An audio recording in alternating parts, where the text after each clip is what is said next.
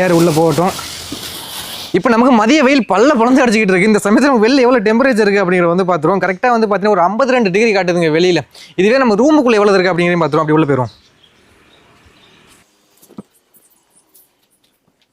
நமக்கு ரூமுக்குள்ளே வந்து பார்த்தீங்கன்னா டாப்பில் வந்து கொஞ்சம் அதிகமாக காட்டும். அதாவது ரூப்பில் வந்து பார்த்தீங்கன்னா கொஞ்சம் அதிகமாக தான் காட்டும்.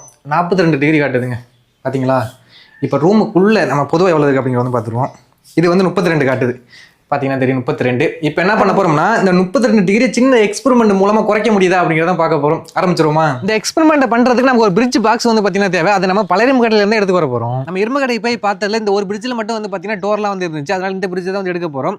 பட் அதில் உள்ள அந்த சிலிண்டர்லாம் நமக்கு வந்து தேவையில்லை. அதெல்லாம் ரிமூவ் பண்ணிட்டு எடுத்துக்கிடுவோம். அண்ட் அந்த பிரிட்ஜோட பேக் சைடில் வந்து பார்த்தீங்கன்னா இந்த மாதிரி காப்பர் டியூப் வந்து இருக்கும். இதோட நம்ம எடுத்தாலுமே காஸ்ட் ரொம்ப வரும். அதனால இதையுமே ரிமூவ் பண்ணிட்டு எடுத்துக்கிடுவோம். ஓகே, ஒரு வழியாக அந்த பிரிட்ஜ் பாக்ஸ் வந்து பழைய கடையில் அழைக்க வந்துட்டு வந்தாச்சு. அண்ட் நம்ம எப்படி பண்ண போகிறோம் அப்படின்னு வந்து தமிழில் பார்த்தே தெரிஞ்சிருக்கும். அதுக்கேற்ற மாதிரியான வேலையை தான் வந்து பார்த்தீங்கன்னா இந்த பிரிட்ஜ் பாக்ஸில் வந்து பண்ண போகிறோம். அதுக்கு முன்னாடி இந்த பிரிட்ஜ் ஓப்பன் பண்ண வச்சுங்களேன்.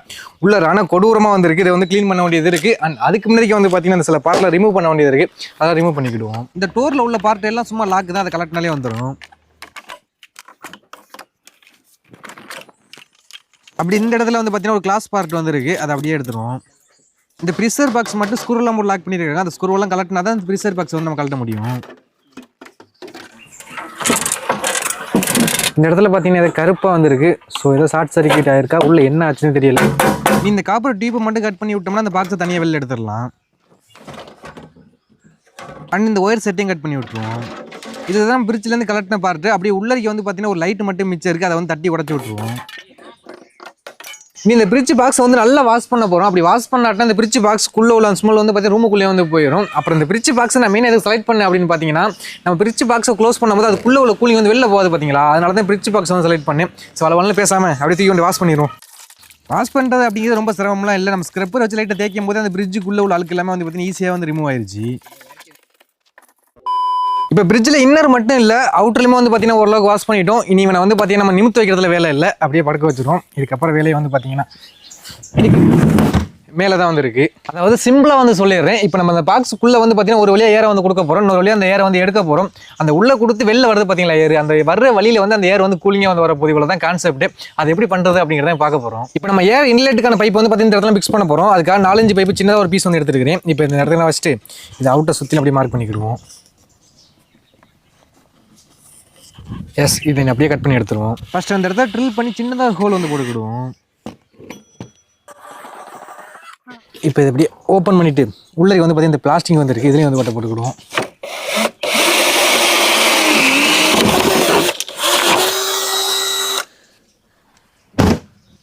இனி இப்போ நம்ம ட்ரில் பண்ண பார்த்தீங்களா, அதை ஸ்டார்டிங்கை வச்சுக்கிட்டு ஜிக்ஜாக் மிஷினை யூஸ் பண்ணி ஃபுல்லாக ஹோல்ஸ் வந்து போட்டு விட்டுருவோம்.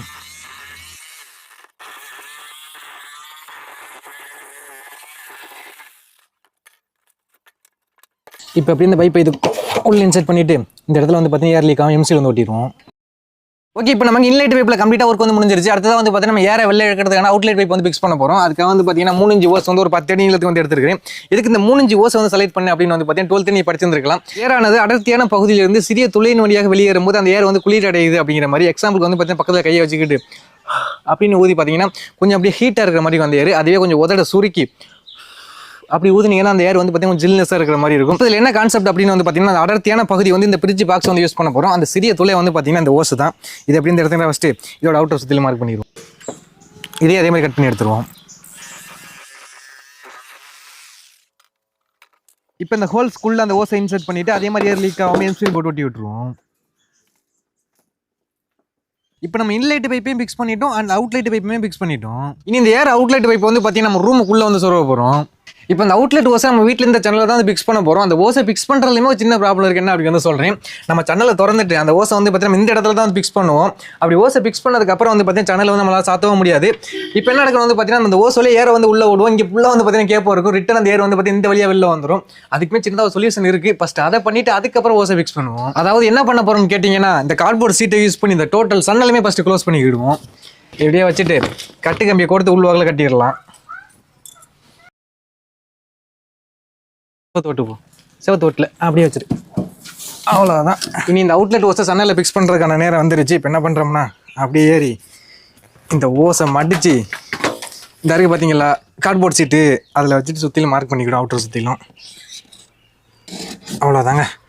வழக்கம் போல இப்போ நம்ம மார்க் பண்ணோம்ல, அதை கட் பண்ணி எடுத்துருவோம். இப்போ இந்த ஓஸை நம்ம போட்ட ஹோல்ஸ்குள்ளே இன்சர்ட் பண்ணிவிட்டு அந்த ஓஸை உள்ள ஜன்னல் கம்பி இருக்குது பார்த்தீங்களா, அது கூட சேர்த்தாப்புல கட்டு கம்பி யூஸ் பண்ணி கட்டிக்கிட்டு இனி இந்த டேபிள் ஃபேனை தான் வந்து பார்த்தீங்கன்னா இன்லைட் பைப்பில் ஃபிக்ஸ் பண்ணி இந்த ஃபேன்லேருந்து வர ஏற தான் வந்து பார்த்தீங்கன்னா இந்த பாக்ஸுக்குள்ளே வந்து விட போகிறோம். ஏன்னா பைப்பு சைஸாக இருக்குது, ஃபேன் ஒரு சைஸாக இருக்குது, எப்படி அதில் ஃபிக்ஸ் பண்ணுறது அப்படின்னு தான் பார்க்குறீங்க. அதுக்கு ஒரு ஐடியா வந்து இருக்குது. அதுக்கு முன்னாடி இப்போ என்ன பண்ண போகிறோம்னா, நமக்கு அவுட்டரில் எவ்வளோ டெம்பரேச்சர் இருக்குது அண்ட் இந்த ஃபேன் வந்து அந்த டெம்பரேச்சர் எவ்வளோ குறைக்குது அப்படிங்கிற ஒரு டெஸ்டிங் வந்து போட்டு வச்சுக்கிடுவோம். நமக்கு அவுட்டரில் வந்து பார்த்தீங்கன்னா ஒரு 36 டிகிரி வந்து இருக்குது. இப்போ ஃபேன் ஆன் பண்ணிவிட்டு இந்த ஃபேன் எவ்வளோ குறைக்குது அப்படிங்கிறத பார்த்துருவோம். நல்லா கொஞ்சம் ஸ்பீடு ஏறட்டும். இப்போ என்னாச்சுன்னு பார்த்தீங்கன்னா, இவன் ரொம்ப நேரம் ஆகியுமே ஸ்பீடே வந்து ஏறல. அதனால் இவனை தூக்கிட்டு வேறு ஆளை மாற்றிடுவோம். ஓகேங்க, போட்டோன்னே ஸ்பீட் ஏறிட்டாப்புல. இப்போ டெஸ்ட் பண்ணிடுவோமா? ஒரு 33 டிகிரி வந்து காட்டுதுங்க. முதல்ல நம்ம 36 காட்டுச்சு நமக்கு வந்து அவுட்டரில். ஸோ அந்த ஃபேன் வந்து பார்த்தீங்கன்னா ஒரு 3 டிகிரி வந்து கம்மி பண்ணியிருக்கு, அவ்வளோதான். இப்போ இந்த ஃபேன் அந்த பைப்பு கூட கனெக்ட் பண்ணுறதுக்கு ஒரு பெரிய கவர் வந்து எடுத்துருக்குது. இந்த கவரில் வந்து ஒரு சைடு ஓப்பன் இருக்குது, பட் ஒரு சைடு க்ளோஸ் இருக்குல்ல, அந்த க்ளோஸ் வந்து கட் பண்ணி எடுத்துக்கிடுவோம். இப்போ கவரில் கட் பண்ண பக்கத்தை ஃபேனில் மாட்டிட்டு அப்படியே டேப்பை சுற்றி விட்டுருவோம். அண்ட் அந்த கவர் இன்னொரு சைடு இருக்குது பார்த்தீங்களா, அதை வந்து இந்த பைப்பில் மாட்டிட்டு இதுலேயும் டேப்பை போட்டுக்கிடுவோம். அவ்வளோதாங்க, ஆல்மோஸ்ட் வேலை வந்து முடிஞ்சிருச்சு. இனி நம்ம அந்த பிரிட்ஜ் பாக்ஸ் ஓப்பன் பண்ணிட்டு உள்ள ஐஸ் கியூப் மட்டும் தான் போடணும். அந்த ஐஸ் கியூப் வந்து பார்த்தீங்கன்னா வீட்டில் ரெடி பண்ணுற ஐஸ் கியூப்லாம் இதுக்குள்ளே வந்து போட முடியாது. ஏன்னா பாக்ஸ் வந்து ரொம்ப பெருசாக இருக்குது. நம்ம கடையில் வந்து பார்த்தீங்கன்னா அது பெருசு ரெடி பண்ணுவாங்க பார்த்தீங்களா, அது வந்து சொல்லியிருக்கிறோம். அது வாங்கி கொண்டாந்து வந்து போடுவோம். அதுக்கு முன்னாடி இப்போ என்ன பண்ணுறோம்னா, அப்படியே ஃபேனை வந்து ஆன் பண்ணி பார்த்துருவோம், கரெக்டாக ஏர் உள்ளே போதா அப்படிங்கிறத. ஆன் பண்ணியாச்சுங்க. வாவ், கவர் போய் வருது. கவர் நல்லா பெருசாக ஒப்பிருச்சு. அந்த ஏர் வந்து அந்த பைப்புக்குள்ளே தான் போகணும், வேறு எங்கிட்டு போக வாய்ப்பு இல்லை. போக ஒரு நம்பிக்கை, பார்ப்போம். அப்புறம் நம்ம இது இன்றைக்கி டெஸ்ட் பண்ண போகிறது கிடையாது. ஏன்னா ஈவினிங் வந்து ஆயிடுச்சு, சூரியன் வந்து ஆலயக்கான எங்கிட்டு போனானே தெரியல. நாளைக்கு மாதிரி ரிட்டன் வருவோம் பார்த்தீங்களா, அப்போ டெஸ்டிங் பண்ணிக்கிடுவோம். மறுநாள் கரெக்டாக 1 மணி வந்து பார்த்தீங்கன்னா ஆயிடுச்சு. வெயில் பயங்கரமாக வந்து அடிக்குது, லைட்டாக கண்ணை கூசு. அதனால தான் வந்து பார்த்தீங்கன்னா இதை யூஸ் பண்ணிக்கிறேன். கொஞ்சம் ஓவராக இருக்குல்ல, பரவாயில்ல இருக்கட்டும். போய் ஆரம்பிச்சிருவோமா?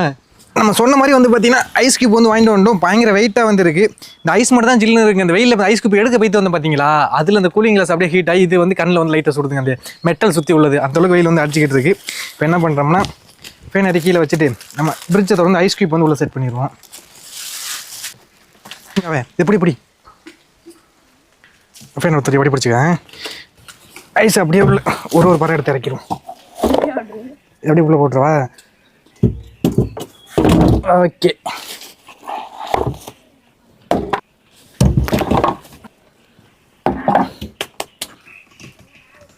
அவ்வளோதாங்க. நம்ம ஃபேன் ஆன் பண்ணிவிட்டு ரூம் டெம்பரேச்சர் குறையுதா அப்படிங்கிறது எல்லாத்தையும் டெஸ்டிங் வந்து பண்ணிடுவோம். ஃபேன் ஆன் பண்ணிடுவோமா? அவ்வளோதான், ஏர் உள்ளே போகட்டும். நீ நமக்கு இங்கே வேலை கிடையாது, அப்படியே ரூமுக்குள்ளே வந்து போயிடுவோம். இப்போ நம்ம ரூமுக்குள்ளே வந்தோடனே வந்து பார்த்தீங்கன்னா கரை வந்து சாத்திடுவோம். ஏன்னா உள்ளே வர ஏர் வந்து வெளில போயிடக்கூடாது. நம்ம இந்த ரூமை தான் வந்து பார்த்தீங்கன்னா டெம்பரேச்சர் வந்து குறைக்க போகிறோம். கதவை சாத்தி லாக்கை போட்டு விட்டுரும். இதுக்கப்புறம் திறக்க வேணாம். வெளில இருந்ததுங்க பாருங்க எந்த அளவுக்கு வேர்த்து ஊற்றிருக்குன்னு சொல்லிட்டு. இப்போ நம்ம ரூமை விட்டு வெளில போகும்போது இந்த வேர் வந்து குறைஞ்சிருக்கணும். ஸோ இன்னும் அதிகமாக வேர்த்துருந்துச்சுன்னா இந்த எக்ஸ்பெரிமெண்ட் வந்து பார்த்தீங்கன்னா ஃபெயிலியரு. இப்போ நமக்கு இந்த பைப் உள்ள ஏர் வருதான் செக் பண்ணணும் இல்லையா, அதுக்காக வந்து பார்த்தீங்கன்னா பேப்பர் வந்து கட் பண்ணி எடுத்துருக்கிறேன். இப்போ இதுக்கு நேராக கொண்டு போகிறேன் பாருங்களேன். அந்த பறக்க தெரியும் அப்படின்னு நினைக்கிறேன். பட் ரொம்ப அளவு வந்து காற்று வந்து உள்ள லைட்டாக தான் வருது. என்ன ரீசன் அப்படின்னு தெரியல. கையை வச்சு பார்க்கும்போது லைட்டாக கூலிங் இருக்கிற மாதிரி தான் இருக்குது. பட் டெம்பரேச்சர் டெஸ்ட் பண்ணி பார்ப்போம் இப்போ எந்த அளவுக்கு இருக்குது அப்படிங்கிறத. நார்மல் ரூம் டெம்பரேச்சர் வந்து பார்த்தீங்கன்னா 32 டிகிரி வந்து காட்டுது. அதுவே இந்த பைப்பில் வருது பார்த்தீங்கன்னா ஏர், அது எவ்வளோ வருது அப்படின்னு பார்த்துருவோம். ரூம் டெம்பரேச்சர் வந்து பார்த்தீங்கன்னா 32 தான். பட் அந்த பைப்பில் ஏர் வந்து பார்த்தீங்கன்னா 36 டெம்பரேச்சருங்க. அது என்ன ரீசன் அப்படிங்க வந்து பார்த்தீங்கன்னா இந்த பைப்பு அதுக்கப்புறம் அந்த பிரிட்ஜ் பாக்ஸ்லாம் வந்து பார்த்தீங்கன்னா வெயில் வந்து கிடந்துச்சு. ஸோ அது வந்து ஹீட் ஆகிருக்கும். அந்த ஹீட் குறைஞ்சதுக்கப்புறம் வந்து பார்த்தீங்கன்னா டெம்பரேச்சர் குறைய வாய்ப்பு இருக்குது. கொஞ்சம் நேரம் வெயிட் பண்ணி பார்ப்போம். நம்ம ஃபிக்ஸ் பண்ணியிருக்கிற ஃபேன்லேருந்து சரியாக ஏர் வந்து பார்த்தீங்கன்னா உள்ளே வந்து போக மாட்டேங்குது. அதனால அந்த ஃபேனை ரிமூவ் பண்ணிவிட்டு இந்த ஏர் ஃப்ளோர் வந்து பார்த்தீங்கன்னா டேரெக்டாக உள்ள ஃபிக்ஸ் பண்ண போகிறோம். குளிர்ற அளவுக்கு காற்று வருதுங்க. அப்போ இப்போ வச்சு அங்கே பாருங்க பேப்பரை, இங்கே பாருங்க என்னடி வாய்ஸ் இது, பயங்கரமா வருதுங்க. அதுவும் சாத்தியான கூலிங்கா இருக்கு. அப்படி இப்போ டெம்பரேச்சர் டெஸ்ட் பண்ணி பார்ப்போம் எப்படி அப்படிங்கிறத. நம்ம ரூமுக்குள்ள வந்து பார்த்தீங்கன்னா 33 டிகிரி வந்து காட்டுது. அதுவே இந்த ஏரில் வந்து பார்த்தீங்கன்னா 31. ஓ குறையுது, சக்ஸஸ். முதல் வந்து பார்த்தீங்கன்னா ஃபேனை யூஸ் பண்ணும்போது அந்த ஓரளவு டெம்பரேச்சர் டிஃப்ரெண்ட் வந்து இருந்துச்சு ரூமோடைய. பட் இப்போ நல்லாவே குறைஞ்சிருக்குங்க. அந்த ரீலாக சொல்கிறல அப்படியே அந்த ஒரு ஜில்னஸான அந்த ஏர் வர்ற தெரியுதுங்க அப்படியே. இன்னும் கொஞ்சம் நேரத்தில் ரூம் டெம்பரேச்சர் குறைக்கும் அப்படின்னு நினைக்கிறேன். செக் பண்ணி பார்ப்போம். நம்ம ரூம் டெம்பரேச்சர் வந்து பார்த்தீங்கன்னா இப்போ 33 காட்டுது பார்த்தீங்கன்னா நார்மல் டெஸ்ட் பண்ணும்போது, அதுவே 32 ஆயிடுச்சு. இப்போ அது 33 நல்லா குறைஞ்சி கொண்டு இருக்கிறது. இன்னும் நமக்கு எவ்வளோ நேரத்தில் அந்த ரூம் டெம்பரேச்சர் எப்படி எந்த அளவு குறையுது அப்படிங்கிறதையும் பார்ப்போம். ரியலாகவே ஒரு குட்டி எக்ஸ்பீரியன்ஸுங்க, செம்மையாக இருக்குது. நம்ம ரெடி பண்ணதுலேருந்து வந்து பார்த்தீங்கன்னா ஏசி காற்று மாதிரி சில்லு சில்லுன்னு வந்துகிட்டு இருக்கு. இன்னும் மூமெண்ட்டாக அந்த ஏசி ஃபீல் வருதுங்க. சில சல்லுன்னு காற்று வந்துகிட்டு இருக்கு. கொஞ்சம் சவுண்டு தான் வந்து பார்த்தீங்கன்னா வெளியே கொஞ்சம் அதிகமாக கேட்குது. ஆனால் அந்த ஏர் ஃப்ளோர் யூஸ் பண்ணோம்ல, இந்த இடத்துல கூவுது, அப்படியே சவுண்டு கேட்க நினைக்கிறேன். இங்கே பாருங்கள், ஆகா சிறு சில்லுன்னு இருக்குங்க. இந்த இடத்துல ஒரு டேபிளை போட்டோம்னு வச்சுங்களேன், ஏதாவது ரைட்டிங் பண்ணுறது படிக்கிறதுலாம் யூஸ் பண்ணிக்கலாம் போல. ஏன்னா இந்த இடத்துல வந்து நல்ல கூலிங்காக இருக்குது. நம்ம இதை ஸ்டார்ட் பண்ணி வந்து பார்த்தீங்கன்னா கரெக்டாக ஒரு 1/4 மணி நேரம் ஆயிடுச்சு. இந்த இடத்துல வந்து பார்த்தீங்கன்னா நான் ஆல்ரெடி சொன்ன பார்த்தீங்கன்னா மூஞ்செல்லாம் வெக்கையாக இருக்குது, பயங்கர வேர்த்து இருக்குது அப்படின்னு சொல்லிட்டு இந்த ரூமை ஃபுல்லாக வந்து பார்த்தீங்கன்னா அந்த வெக்கை வந்து குறைஞ்சிருச்சு. எனக்கு அந்த வேர்வெல்லாம் குறைஞ்சிருச்சு, பார்த்தாவே தெரியும். இப்போ ரூம் டெம்பரேச்சர் செக் பண்ணும்போது வந்து பார்த்தீங்கன்னா 29 டிகிரி வந்து காட்டுது பாருங்களேன். ஸோ 33 டிகிரிலேருந்து 29 டிகிரிக்கு வந்து குறைச்சிருக்கிறோம். இன்னும் போக எந்த அளவுக்கு குறைய போகுது அப்படிங்கிறது தெரியலங்க. எக்ஸ்பெரிமெண்ட்லாம் சக்ஸஸ் தான், பட் இதை பாசிபிளாக யூஸ் பண்ண முடியுமா அப்படின்னு கேட்டிங்கன்னா டவுட்டு தான். ஏன்னா நம்ம இவ்வளோ ப்ராசஸ் பண்ணுறதுக்கு சின்னதாக ஏர் கூலரை வந்து வாங்கிட்டு போயிடலாம். இதை நம்ம ஒரு எக்ஸ்பெரிமெண்ட்டாக பண்ணோம். ஸோ நீங்களுமே எக்ஸ்பெரிமெண்ட்டாக பார்த்துட்டு அப்படியே வந்து விட்டுருங்க.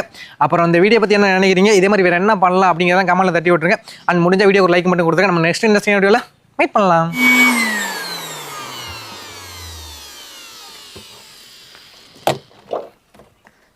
ஐஸ் கட்டி கிடக்குடா. ஒரே ஒரு பீஸ், சின்ன பீஸ் மட்டும் தான் குறைஞ்சிருக்கு போல, மற்றபடி ஒரு எல்லாமே அப்படியே இருக்குது. இங்கே